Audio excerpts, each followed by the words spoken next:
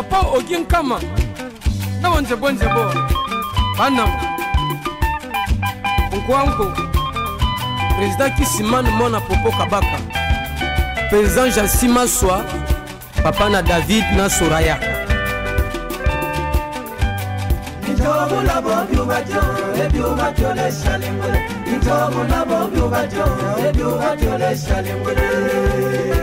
Père de Timaswa.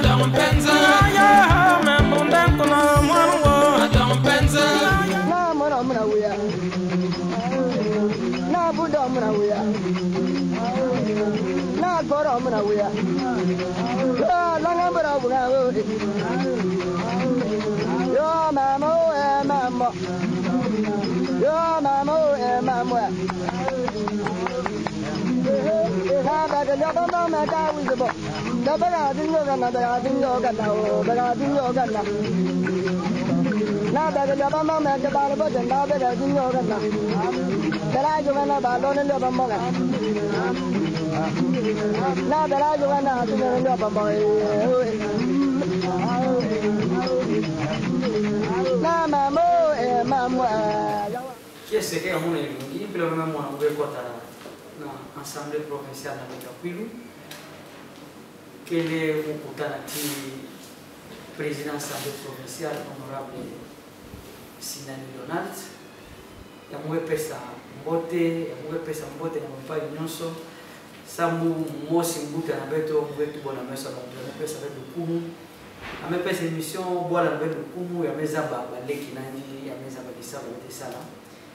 Ya me songa ni mwe kuma na bandu luvi kisika biro na nikele moso président assemblée qui est ame vana tio mutasonga bampani de muki beli me vana kesi ya mingi kana beleti bambuta tiba mfumo wa bidei jeunesse fait bande en tout cas na ntwala beleti bambuta kesi misa beta takwena ntwala président ya kutuba mingi kwa mbote nge mbote mpangi izo mbote na bampangi yonso yake kulanda beto bubu yae. Je pense que le bureau est mon côté en 2019, on a pu faire l'élection de sénateur. Apparemment, il n'y a rien de temps où on a changé. Mais ils ont bon tir, nous avons dans le bureau. Vous verrez que les membres qui ont volonté, vous voyez que les gens ont tanu, n'ont pas ce exactement. Banda beto que le bon so président ya assemblée kana luzolo kele ata na mposo mosi kaka ngelongo sala ndambu ya kima ya fioti bureau kele cadre ya kisalu yoke monisa bangindu na beto kifulo bete guyamba bampangi yonso même baina ke ya province na beto ve bet fait sala effort pour que vana mwambo te fioti ya ke kaka ndambu kana wetume ko avancer diaka nzambi ko pesa beto ngolo beto ko améliorer sambu bureau fait kuma mbote kibene kitoko sambu na kuyamba bampangi si faisait ça ba débat des réseaux sociaux vati mbala mosi votre même violence avec provincial puis ba ko boati kuseka mais na masomo nyonso na ndoa kuma na ngawa mwana asala première masomo na mwana presa ça mais moi quand il savent que tu vas prendre na la première dame tu vas première compte onose et c'est un groupe vraiment mais isalu ya population tindra beto awa na bandundu ikele entre autres kusala ba plénière sambu na ba plénière ete pesa ndinga na bampangi yonso ba député na kuzabisa na nkangu mambo kele voluta na kati ya province bet fait baka ntangu ya kusala yo mbote boss na zone bet kwenda presque tiba 20h parce que mambu que le mingi na province bisalu be salama kan TV beto me lutisa mbula zole na ndambu kaka na kati ya ba manœuvre mingi kisalu me salama be ntangu ya ikele ntangu ya kusala kibeni kisalu yo ina dernière fête ba be ntangu mingi même kuna je crois que ngeke monaka na kati ya salle ya plénière beto me sala effort pour que ba condition ya travail ina beto kutaka yo ku changer.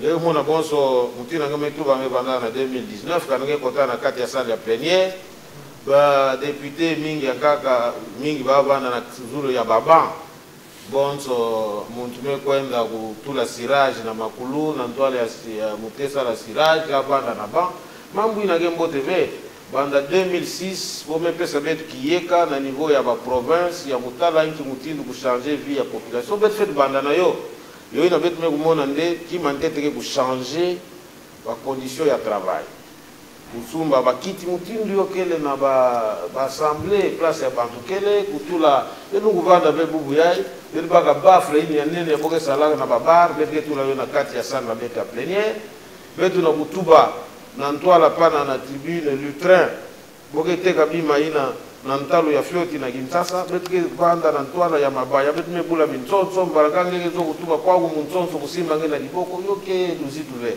yana betme banda na yo kusala moi effort pour que les conditions ya travail yo changer ya ba député mais aussi ya personnel administratif na salle ya plénière na ba bureau na beto kana nge kutala ngeta mona ndeka moi ki ma fioti me kusala ma yoge mingi ve. Mais nous devons faire encore un effort. Il y a qui ça dans 5 mois. Quand on a qui ça na betu boss bubu yai pour nous amener kutoa les membres même na bubu. Il a na betu vanda ina sur le plan matériel etc. Mais quand on betu les gars na bilungu mingi, on va améliorer davantage sans buba conditions ya travail betu les na yo awa ikele ti bubu yai malgré l'effort yo kele tete motembo de mingi ve. Samuel Ngumona par exemple, on n'a pas trouvé d'internet ici, c'est-à-dire que on n'a aucune connexion. Mutino mugena bilo na munawa kan mugezo binga directeur administratif ngefritinda muntu mais mambu na mambu ya ntama il faut vendre na moi téléphone directement yo wetu kutaka bezuka kangindu ya kuvanda na yo kuvanda ave c'était déjà na travailler pour que mambu na yo so yo ku changer pour que baina la kuisa mbasi na nima na beto bokukuta nde moi kisalu me kusala sur le plan d'abord il y a mobilier et sur le plan il y a modernisation, il y a bima ya bisal. Mais les politiciens ba la mingi zo na ve, les politiciens ba ba vraiment. Mais mazo na musala moi remarque moi peut-être la salle plénière na pose ba député dia. Même musala de l'Assemblée nationale, même on te devait comment les s'organiser pour que na area pose et les députés boivent moi massa et allez même plus bodia. Quel qui mbongo ngibasa. Kele ngeke mona ndambo ya mbongo ya fonctionnement ya boga pesa betio ke mingi ve mpula kutuba yo kelve mais kele ngindu na ki muntu bet kele na des sources ya financement ya activité na betu antete kele mbongo ke katuka na pouvoir central ya zole kele dotation provinciale. Donc pouvoir central qui est frais de fonctionnement qui nous permet comme était na mbongo mingi ve ya kuzenga parti ya mingi upesa ce qu'on appelle les émoluments ya ba député ufuta ba personnel administratif, personnel politique, personnel d'appoint et personnel de garde. Maintenant ina ke bikala et je peux vous avouer yoge bikala ka na ina meta la pouvoir central yoge bikala ka presque $6,000 seulement de fonctionnement, c'est ce qui nous permet de faire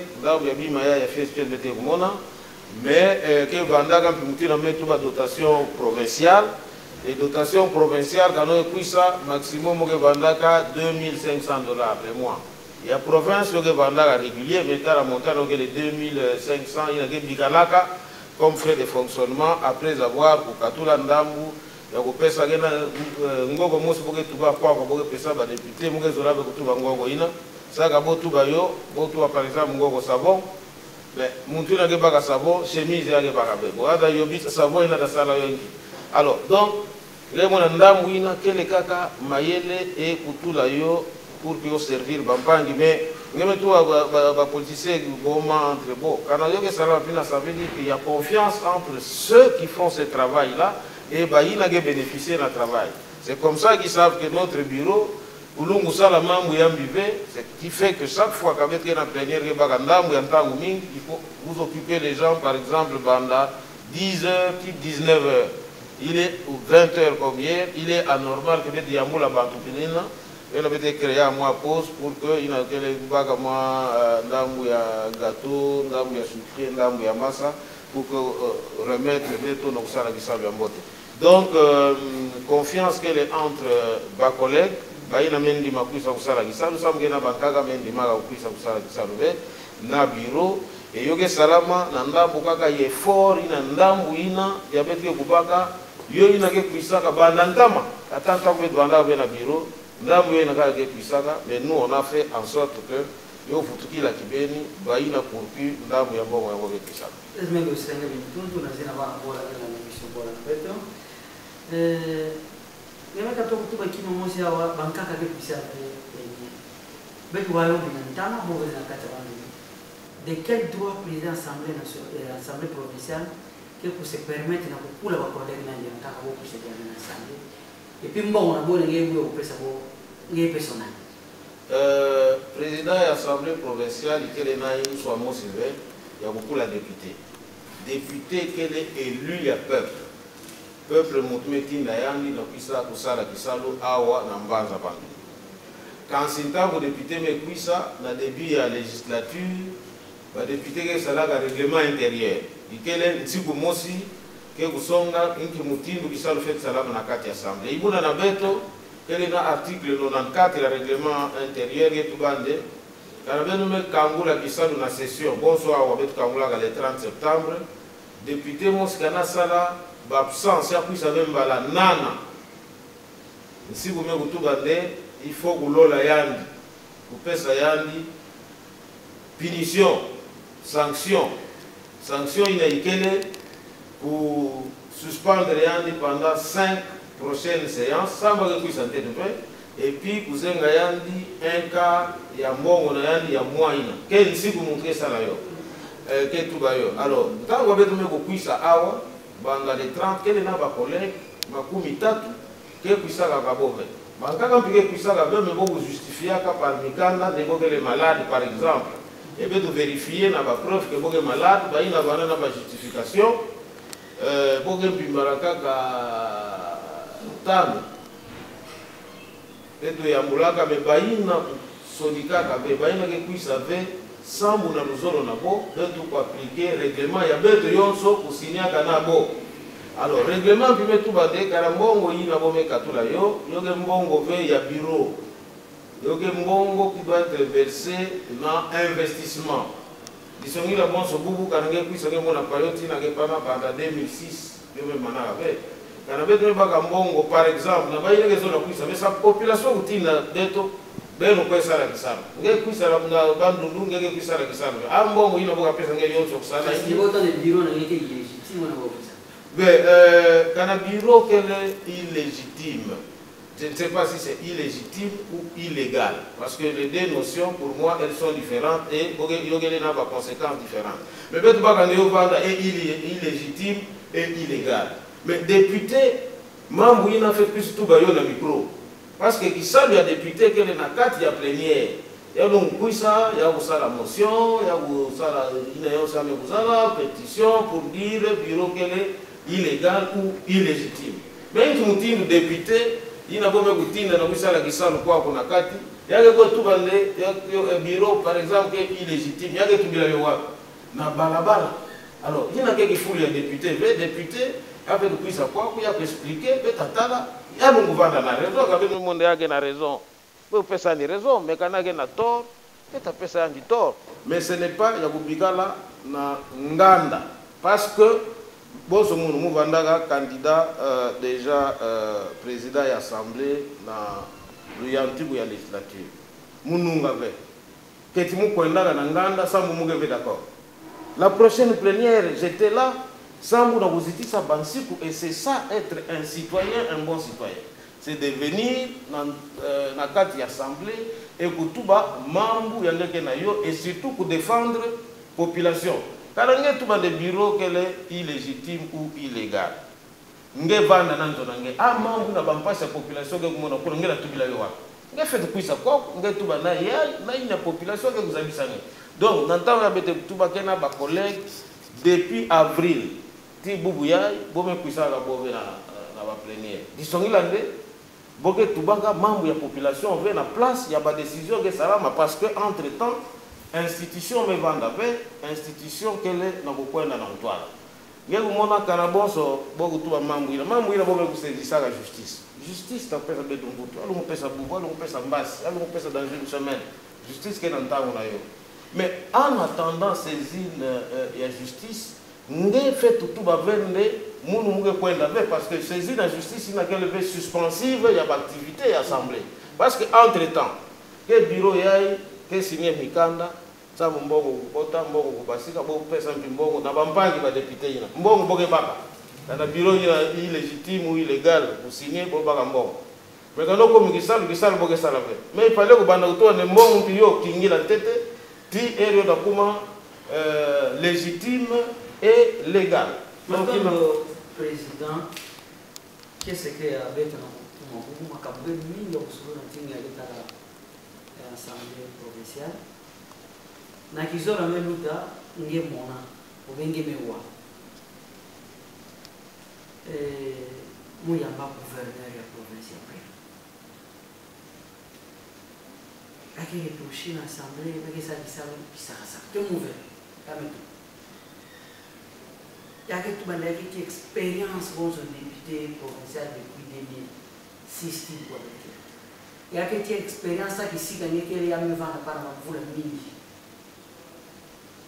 no kwa makelele yamegezo bebe ya budget ya kushati projet ya budget ngeso mama bebe kanga la bio nge kusande obo fe désinfecter que mon mouvement quoi qu'il y a pour continuer de mettre la naïe pour désinfecter nous on a sangé kanga bio province au côté donc de ça les provinces au côté de la Kenya et moi il est dans la population bien manangi na gouverner alors que le fait voir en beauté il y a des exécutifs ni na législatif. Merci mingi mpangi mtetentete munmelanda gouverneur va mewa de lutaka na bwala na beto et moi synthèse na yo ya mambo ya metuba yina ngame kutuba muzura nteto kuvutukila nde gouverneur ya Keleka ya banda député de 2006 tina 2018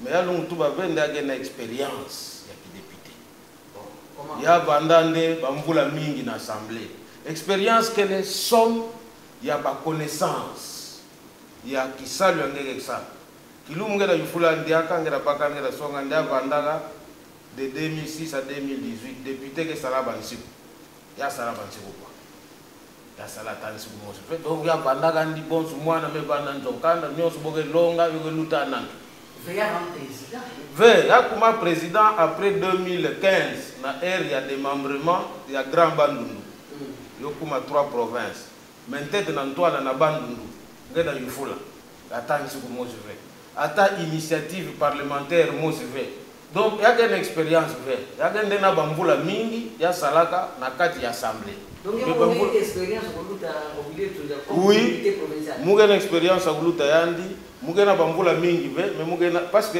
définissons l'expérience c'est une somme de connaissances dans le domaine mosi c'est ça l'expérience et mon expérience mu metula muge na 2 ans et demi na assemblée metula bansiku tano bon nge kusala bambula 12 nge tula 0 ina kusala bambula zole ya tula bansiku tano ya sala ba initiative ya question orale avec débat ya kusala contrôle expérience que na kindam donc bambula nani mingi ya bana yo me servir province mambo ya mtu badiaga président ya assemblée oui ya me sala 3 ans mais il faut la yandi comme président ya assemblée ya ni moskera que candidat gouverneur to bande comme président assemblée ya me bigisa na assemblée ya clôture mirine est-ce que ça le président ya assemblée que kusala mieux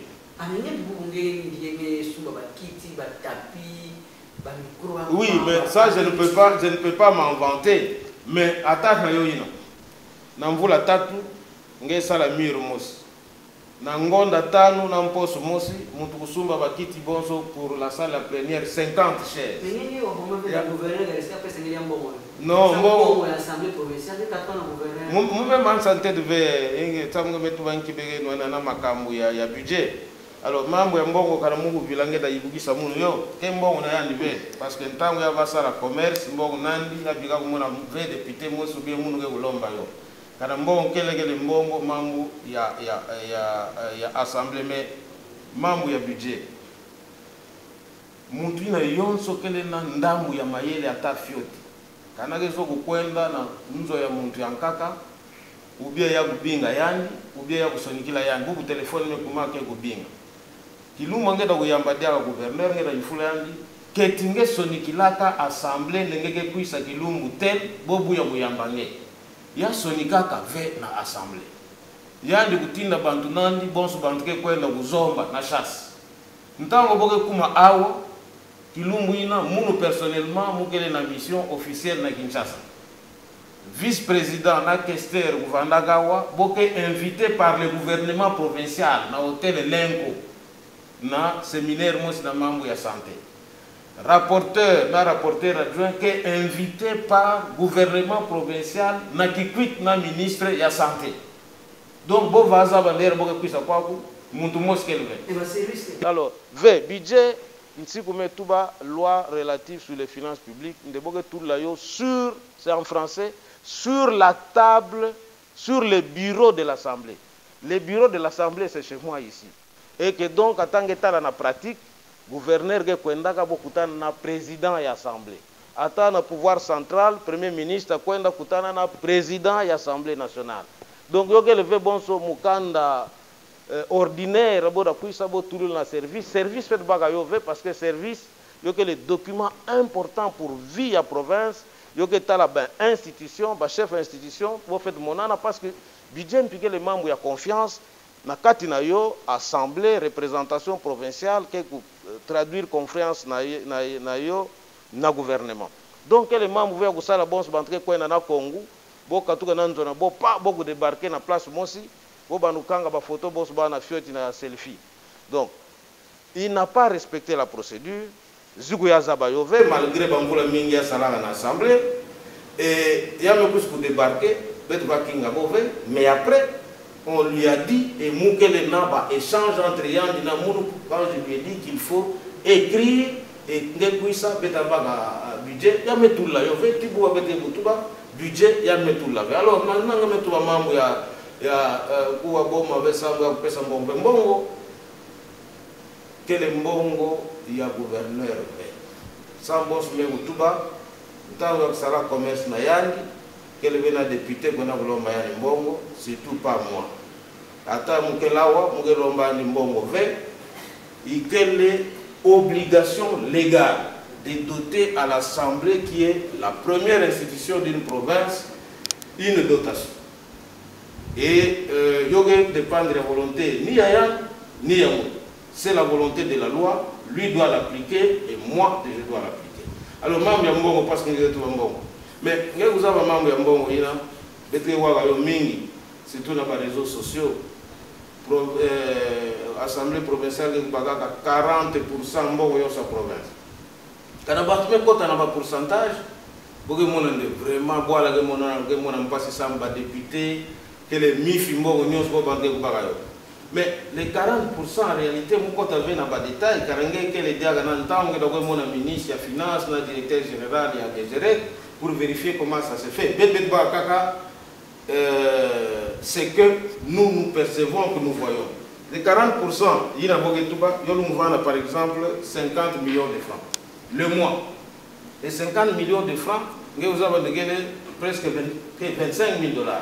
Donc, Mbongo y a province, 40%, quel est le et lorsque Mbongo y a mis ça, quoi, vous savez que Mbongo il fait des arbres dans la Katia Boya, les députés, il y a beaucoup de Mbongo, Nyonso, Ngonda ya Ulutaba, Ngonda ya octobre, député Kubagaka, 900 000 francs. Donc, Mbongo y a sa province, 900 000 francs. Ngonda ina Ulutaka, député Kubagaka, 850 000 francs. donc mbongo yon sa province ina et buna boss bet ma banque bureau muke président bete vandaka na boge binga prime de responsabilité comme chef institution ngonda ya ina mutambo baka 300 000 francs donc ina prime ya responsabilité ya président mobaka ya membre en kaka que questeur que simba mbogo ina ya baka ngonda ya ina 120 000 francs alors kana bantu ke tu bambongo kana boke na volonté bo fait puisse vous vérifier ça nous avons kenki mambo et ina sambunaki parce que bantu ya gouvernement en tête il y a des mots gouverneurs ils sont incapables de maximiser les recettes. Mais avec tout pardon mais gouverneur dans cabinet nani nakiti ba ministre qui est directeur cabinet ba conseiller yake salangi mutinu ça faut abandonner lina et quand moi mbongo ina même on a mis une clinique na Bambiluville clinique na Kikwiti na Idiofa na Bungu et bécole mingi ni mo fait de plus un bon manager qui gère mon province bien et puis va œuvre na ngero muni mbangi kufuta bantu yokele na gouvernement nous comme députés d'abord tout court les membres du gouvernement parmi la population je dois les défendre sans même être président de l'Assemblée. Kanabo ke hypocrite ve nge kumona bo bona zabisanga ne bangonda tatu bia ya boge ya kufuta mabe. Ibuna kana kimsasa me kutinda mbongo ve. Boge bagaka tiba 500 000 francs salaire ya ministre. Nge lungu yifula bo. Ministre provincial 500 000 francs. Kana nzambi kusala ngolo kibeni okuma ngolo. Ministre na mbongo ya province age maximum 1 million de francs. Maximum pas donc mbongo ministre mebaka mingi 1 million de francs le mois. Ba ina kuna na kati ya ba cabinet mpila kutubila bokelbe. Kana nge kumona bankaka ngeta mona conseiller yake zinga sambu mama keteka bima na ntwala yanzo. Bima yayi ngege mona ina nda makasu luta mwa luta mikro ngela mona. Donc mambu ina ke mambu ya nsoni. Mais bantu kele na ba hypocrite. Na ina mekutala makambo ya construction ya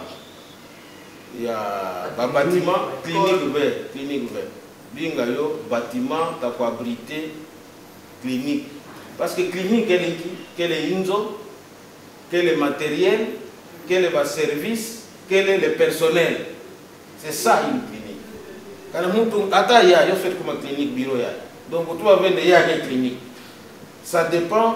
Il y a une qui peut être ça là. Alors, Banzoïna fait comme ma clinique.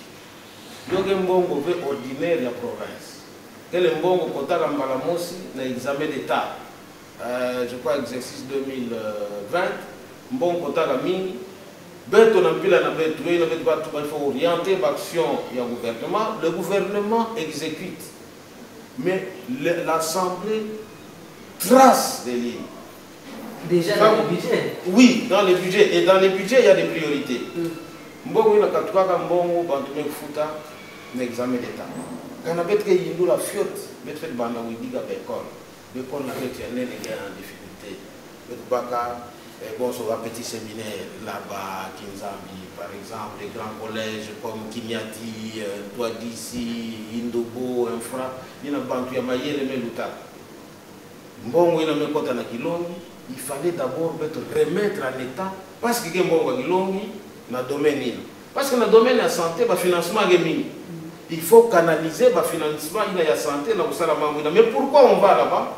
Parce que beaucoup de monde est facile, on passe à mort. Quand on est basika, on peut dire quoi qu'on vient d'appuyer sa jupe. Mais tout le monde a qui maïaï, ça vous peut flouer comme une situation. Moi, il y a des écoles.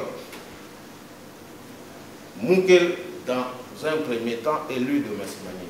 Nous avons des grandes écoles qui sont en difficulté, comme Kinyati, comme Ntouadissi, comme Nsemo, lycée Mandondo, lycée Ngema. L'école na yonso, il y a des d'assistance au gouvernement. Il y a des gens qui ont fait l'école, qui ont fait wapi, pour quel impact. Ah ouais, bon, voilà. C'est une bonne chose. Je n'ai pas vu ça, je n'ai pas suivi dans les médias, mais moi, je vais mais par exemple, avec le collège qui vous. Peut-être que l'Institut Moussala. Mais dans ce cas, vous non, il faudra pour la place qu'il y a un symbole, même pour demain. Quand on il faut la bête dans le territoire idiot. Bah, il met tanga kuna quand il tanga bekoli ya ngolo ngela boda tanga petit séminaire là-bas boda tanga institut l'anquan boda tanga. Alors, si nous voulons marquer notre temps, il faut d'abord marquer par là où les grands sont passés pour qu'il y ait encore d'autres grands. Bekoli ya mingi bete ça la moi sans norme na bekoli ino beto mosi quelque chose pour faire la jeunesse parce que bete ça la kanga moi bâtiment na kati bete ça le balongi ke longa kele yanki mutindu bete que ça la kanga parce que nous voulons nous faire plaisir nous-mêmes comme politiciens, non pas parce que nous voulons résoudre un problème effectif de la population. Donc dans tous les cas ngeke mona mambo ina ya kutunga ya kuidika bima ina mbongo ina mongeza bisange bonso ina ya banzo ina fait kuma ba clinique kele mbongo ya EPSP à une occasion. Mais Boubouya, pouvoir central depuis 2013 ou 2014, est-il a des mbongo ou va-t-il des mbongo investissement. Mais bana mvula ya 2021 mbongo ina mekuisa yokele na province mbongo ina fait de sadisa qui salu sambu na intérêt ya population nyonso. Or, qui salu ke kusala gouverneur maintenant, yokele ya kusala de contrôle kusala mabe. Yo ina ke sala effort pour katula na kati ya assemblée, ba député, ba pangi na betu na kezo la kundima mambo ina pour qu'au fait assemblée gouverneur inefficace yo contrôler vers action ya gouvernement. Rampila ne mbongo ina. Il n'a plus ça sans mon investissement. Là, on a contrôler le pouvoir d'avec. Là, tout le monde, il y a que prêt. À ta boubou. Là, il y a une assemblée, une assemblée provinciale qui a une vie juridique. Bantou Landa, il y a une personne qui a une salaire de mission. Là, il y a ta boubou qui a une mission. C'est tout ce qu'il attend d'abord de vous. Il y a ministre, il y a secteur tel, il y a santé, il y a éducation. Mpira nilo kanangeme binga ni bubu ya takuisha ta démontrer ngende gestion nanti orthodoxe sans qui va député ni akela ke binga le ministre na boxe justifié ngenge foira nan tuna ni sala ça muna ki yanja kezo la kaka ba ministre yani be parce que c'est ba ministre oui justement mais le binga ni barazo le ya tina ya ke pandala wa be awa me kuisa bubu zugu ngeza avec na une semaine me kulunga. Il y a un Kinshasa à diriger province à partir de Kinshasa, ce qui n'est pas normal. Et il y a un ça, qui ne peut pas le vendre à la Nzobana. Nous voulons le tambour à la Léva. Il y a un ça va nous dire. Bon, ça, parce que la taxe, l'impôt, il y a constitution, la loi sur la libre administration de province, que ça va percevoir un tétawa. Qu'on a un contact ponctuel. Mais l'on va la veille, on va la moitié, 8 mois en dehors de 4 mois en Pamba, ce qui n'est pas vrai. Quel est Makambu ya Gouakanave, quel est Makambu ya respect ya ba institution. Et pour moi, même si j'ai fait un jour comme président d'une assemblée, je ne peux pas courber les chines devant monsieur le gouverneur parce que je suis élu du peuple pour l'intérêt du peuple. Mais Mougemona, non, il n'est plus élu du peuple, lui il est élu au second degré. Parce que pendant que le Kanak a tout à en assemblée, Mounouka Mougebe président, Mougé député, je vais rester jusqu'à la fin de la législature. C'est-à-dire que le vrai problème, le gouverneur Mingme Toulanan Tounabonde, le député fait vendre le protocole d'abord. Le président fait de Bingaga Yandi, Tindamounou, moi je ne peux pas, je ne peux jamais faire ça. Et que donc, même si j'ai un jour, même 2 jours, mon seul travail, que pour ça, intérêt à la population, province, et c'est ce que je vais laisser de mon passage à Awa, Nakati, il y a assemblée provinciale, il y a Pouilou. Qu'est-ce qui a fait que l'Assemblée provinciale a beaucoup d'intellectuels apparaissent comme assemblée la plus faible en matière de comment vous comptez aussi pour y monter? Bon, vous avez un séminaire de Kinshasa, Assemblée provinciale de Kinshasa, dans la législature passée, pour cela, c'est fantastique.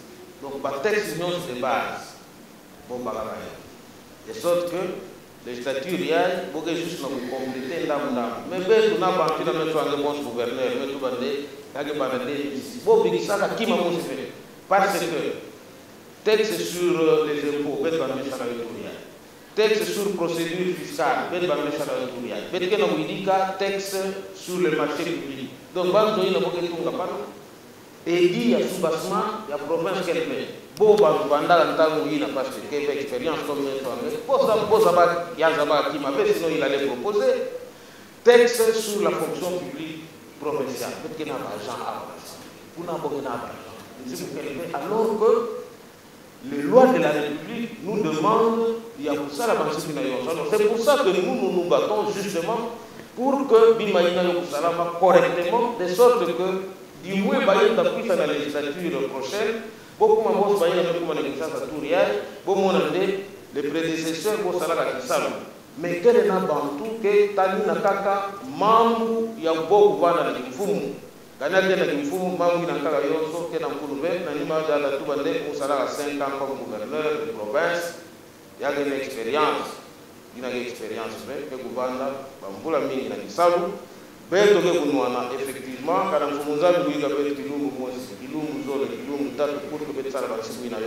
mais quand on a une décision de faire continuer, on va se limiter là où on a fait, du moins pour nous, en 5 mois, ça dit ça, 3 édits en 5 mois, alors qu'en 2 ans et demi, et 10 mois. Alors que nous avons 3 ans, nous avons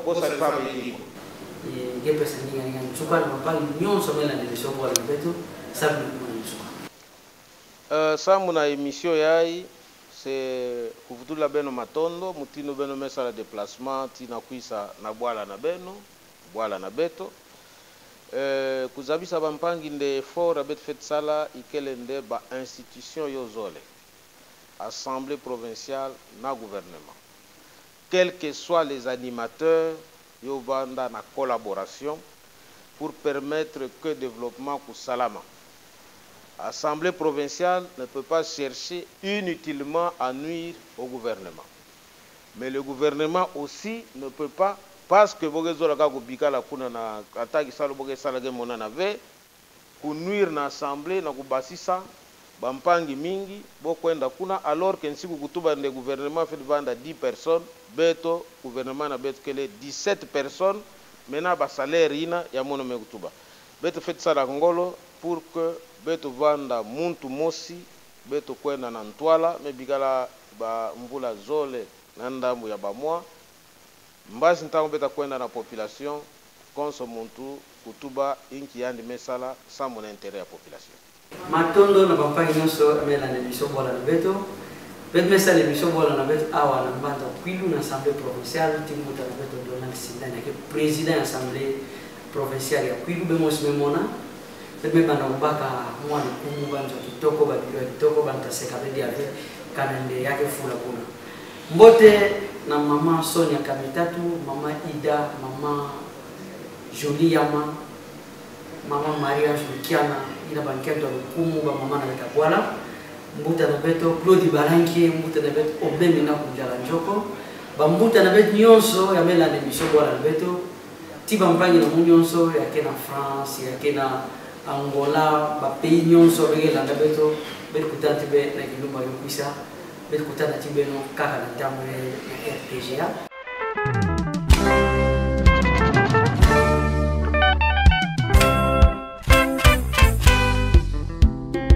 Papa Ogin Kama na wanze bonze bo bana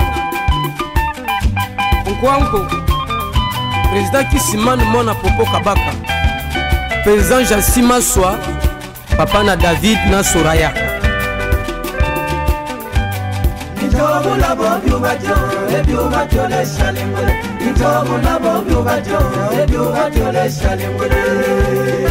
Père de Timaswa